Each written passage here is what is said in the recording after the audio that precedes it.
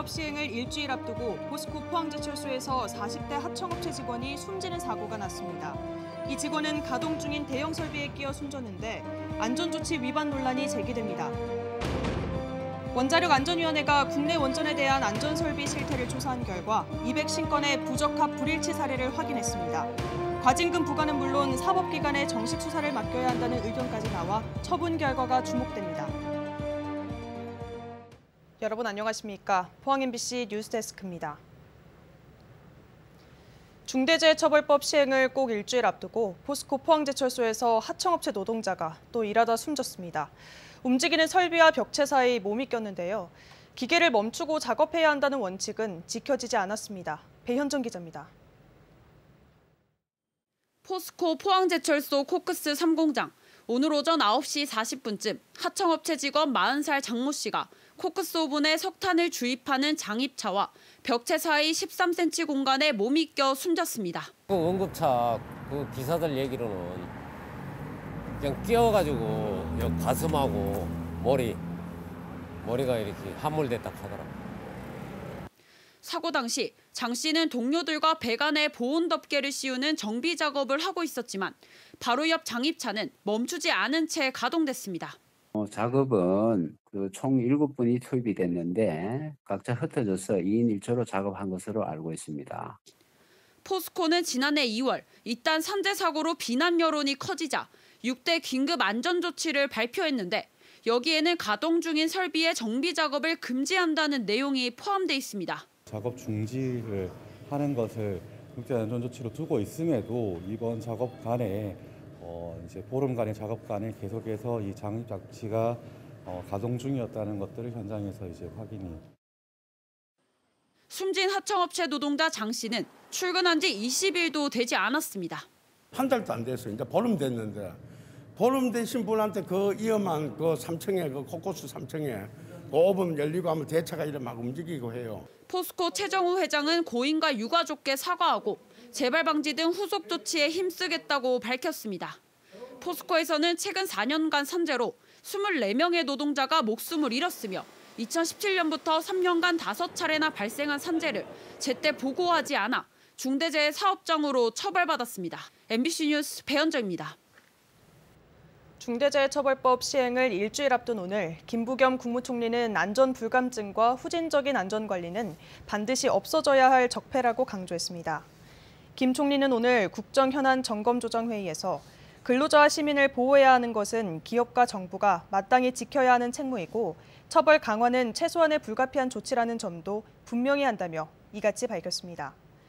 고용노동부는 합동 브리핑을 열고 산재 발생 시 진상규명을 위한 신속하고 강제적인 수사 등 중대재해처벌법의 실효성을 높이기 위한 조치를 마련하겠다고 밝혔습니다. 설 연휴를 앞두고 포항의 코로나19 확진자 수가 가파르게 증가하고 있습니다. 포항의 확진자는 지난 18일 60명, 어제 83명, 오늘은 89명이 확진돼 하루 확진자 100명대 진입을 눈앞에 두고 있습니다. 오늘도 포항시 주정 관련 확진자가 47명으로 누적 116명을 기록했고 체육시설 관련 확진도 6명이 추가 발생해 모두 68명이 됐습니다. 또 경주시에서는 오늘 코로나19 신규 확진자가 11명 발생했습니다. 한편 경북 지역의 오미크론 변이 확진자는 어제 65명 늘어 모두 259명이 됐습니다. 원자력안전위원회가 국내 26기 원전에 대해 안전 관련 설비 실태를 조사한 결과 250건의 부적합 불일치 사례를 확인했습니다. 감독기관의 허가도 받지 않고 한수원이 원전 중요 설비를 마음대로 교체하고 설치하는 등 심각한 불법 행위가 드러났습니다. 원전 안전을 심각하게 위협한 만큼 최고 경영자인 정재훈 한수원 사장을 수사 의뢰해 사법적 책임을 물어야 한다는 지적도 제기되고 있습니다. 김용일 기자입니다. 원자력안전위원회가 국내 원전의 안전 관련 설비 실태를 조사한 결과 250건의 부적합, 불일치 사례를 확인했습니다. 안전등급 밸브가 170건으로 가장 많고 내환경 내진 검정기기 관련 74건, 방사선 감시기 관련 6건이 적발됐습니다. 이 가운데 위반 정도가 심한 27건에 대해 과징금 부과와 벌칙 적용을 검토하고 있습니다. 한수원은 14개 원전에서 내환경 내진 검정기기를 허가 없이 교체했고 신한울 원전의 방사선 감시기로 허가받지 않은 실리콘 검출기를 설치했습니다. 한수원이 원안위 허가도 없이 안전관리 설비를 무단으로 관리해왔고 이렇게 안전관리가 부실하게 진행된다면 후쿠시마 사고와 같은 참사도 막을 수 없을 것입니다. 지난 7일 열린 원자력안전위원회 회의에서는 한수원에 대한 성토가 이어졌습니다. 원자력안전위원들은 한수원이 규제감독기관을 무시한 채 안전과 관련된 중요기기를 무단 설치해왔다고 지적했습니다. 또 한수원에 대해 과징금을 물려받자 솜방망이 처벌에 불과하다며 원안위의 소극적이고 무기력한 대응에 근본적인 문제가 있다고 지적했습니다. 한수원이 이 같은 문제를 오랜 기간 반복해온 만큼 고의성이 분명히 있다는 비판도 제기됐습니다.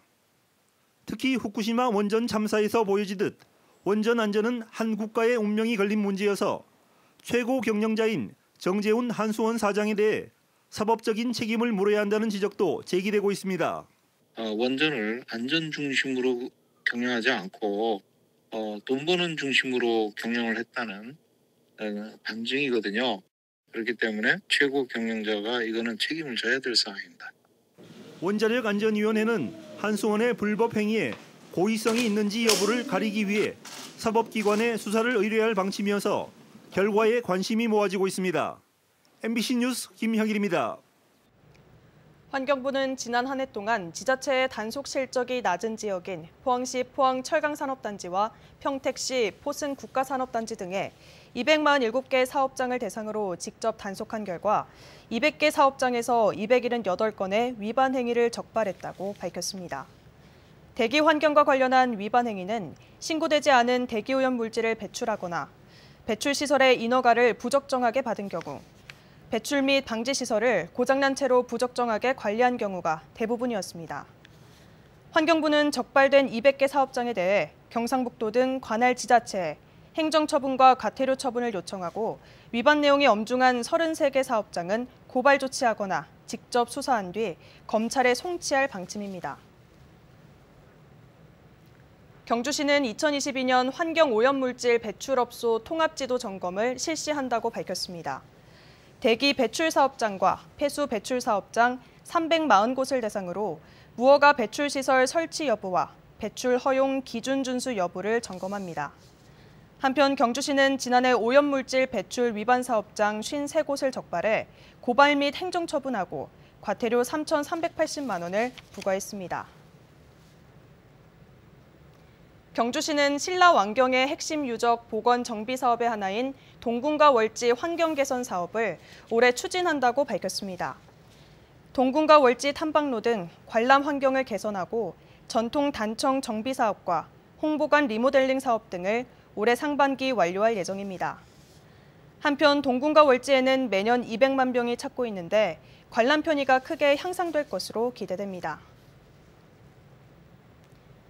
경북 동해안은 내일 아침까지 영하 5도 안팎의 강추위가 이어지겠습니다.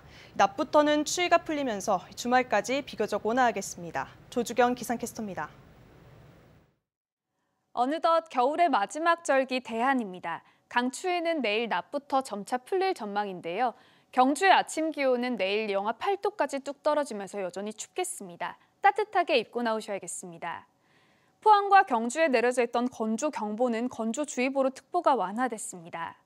현재 경북 동해안에 내리던 눈은 잦아들었지만 울릉도와 독도에는 내일 아침까지 1cm 안팎의 눈이 더 지나겠습니다. 빙판길이 많으니까요. 조심히 다니셔야겠습니다. 이어서 자세한 내일 날씨 보겠습니다. 내일 아침 기온은 영하 8도에서 영하 4도 분포로 경주는 오늘보다 3도가량 낮게 시작하겠지만 그 밖의 지역은 오늘과 비슷하게 출발하겠습니다. 한낮 기온은 6도에서 9도까지 오르면서 낮 기온은 오늘보다 2도에서 3도가량 높겠습니다. 울릉도와 독도는 내일까지 하늘이 흐리겠습니다. 아침 기온 울릉도 영하 1도, 독도 영상 1도로 시작하겠고요. 한낮에는 3도 선에 머물겠습니다. 여전히 동해 전해상에는 풍랑특보가 발효 중입니다. 내일까지는 너울성 파도에도 각별한 주의가 필요하겠습니다. 바다의 물결은 전해상에서 최고 3.5m까지 먼바다를 중심으로 높게 일겠습니다. 내일 낮부터 추위가 풀리면서 주말 동안에는 낮 기온이 10도 안팎까지 크게 오르겠습니다. 날씨였습니다. 경북도 교육청은 오늘부터 이틀간 관내 학교시설 공사 현장에서 특별 안전점검을 실시합니다. 교육청은 경북과학고 이전 신축 공사장 등 건설 현장 10여 곳에 대해 콘크리트 타설 후 보양 실태, 거푸집 존치 기간 준수 여부 등을 집중 확인합니다. 교육청은 최근 국내 공사 현장에서 안전사고가 잇따라 발생함에 따라 공사 금액 30억 원이 넘는 공사장을 대상으로 추가 점검하기로 했습니다. 번호판을 훼손해 고속도로에 진입한 차량이 급증한 것으로 나타났습니다. 한국도로공사가 지난해 1월부터 번호판 훼손 차량 영상 분석 시스템을 운영해 단속한 결과 적발된 건수가 2020년 158건에서 2021년 1,311건으로 8배 이상 증가했습니다. 영상 분석 시스템은 고속도로 영업소를 통과하는 차량의 영상 정보를 수집해 분석 뒤 실시간으로 번호판 훼손 의심 차량을 판별합니다. 번호판 훼손은 자동차 관리법에 따라 300만 원 이하의 과태료 또는 최대 1년 이하의 징역이나 1,000만 원 이하의 벌금을 받습니다. 지인을 살해한 뒤 암매장한 40대에게 징역형이 선고됐습니다. 대구지법 포항지원은 살인 등의 혐의로 재판에 넘겨진 40대 A씨에게 징역 18년을 선고하고 10년간 전자발찌 부착 명령을 내렸습니다. A씨는 지난해 9월 지인 B씨와 말다툼을 벌이다 흉기로 찔러 살해한 뒤 시신을 포항의 한 야산에 묻은 혐의를 받습니다. 동해해경은 울릉도에서 응급환자 1명을 경비함정으로 긴급 이송했다고 밝혔습니다. 어제 오후 3시 10분쯤 울릉의료원으로부터 응급환자 70대 A씨를 긴급 이송해달라는 요청을 받고 1,500톤급 경비함을 파견해 6시간여 만에 병원으로 이송했다고 밝혔습니다. 국민권익위원회가 주관하는 부패방지 시책평가에서 경북교육청이 지난해보다 한 단계 상승해 최고 등급인 1등급을 받았습니다. 전국 16개 시도교육청 가운데 1등급을 받은 곳은 경북을 비롯해 경기, 경남, 부산교육청 등 4곳입니다.